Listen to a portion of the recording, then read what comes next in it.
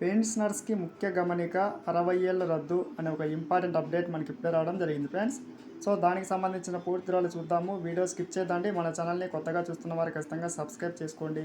అప్పుడే ఇటువంటి important updates పొందవచ్చును. అలాగే మీకు వీడియో నచ్చితే తప్పకుండా లైక్ చేయండి. లైక్ చేయడం వల్ల ఇటువంటి ఇంపార్టెంట్ న్యూస్ మన పెన్షనర్స్ అందరికీ చేరుకుంటుంది. పెన్షనర్స్ అందరికీ ముఖ్యంగా 60 సంవత్సరాలు నిండిన ప్రతి ఒక్కరికి రద్దు చేస్తూ ఏపీ ప్రభుత్వం సంచలన ఆదేశాలు ఇప్పుడే జారీ చేసింది. ఇక్కడ చూస్తూ ఉన్నాం. ఆంధ్రప్రదేశ్ రాష్ట్ర ప్రభుత్వం వృద్ధుల సంక్షేమం కోసం ఒక అద్భుతమైన విప్లవాత్మక నిర్ణయం అయితే ఇప్పుడే తీసుకుంది. ఇకపై వృద్ధులు ప్రభుత్వ కార్యాలయం చుట్టూ తిరగాల్సిన అవసరం లేకుండా, ముఖ్యంగా గతంలో మనకి ఈ కార్డు పొందాలంటే కొంచెం రుసుము అయితే చెల్లించాల్సి అయితే ఉంది ఫ్రెండ్స్. సో ఇప్పుడు దాన్ని పూర్తిగా రద్దు చేస్తూ ముఖ్యంగా ఇప్పటి నుంచి మీ ఇంటి దగ్గర నుంచి ఈ కార్డు పొందేందుకు సంచలన ఆదేశాలు జారీ చేసి ఇక్కడ చూస్తున్నాం.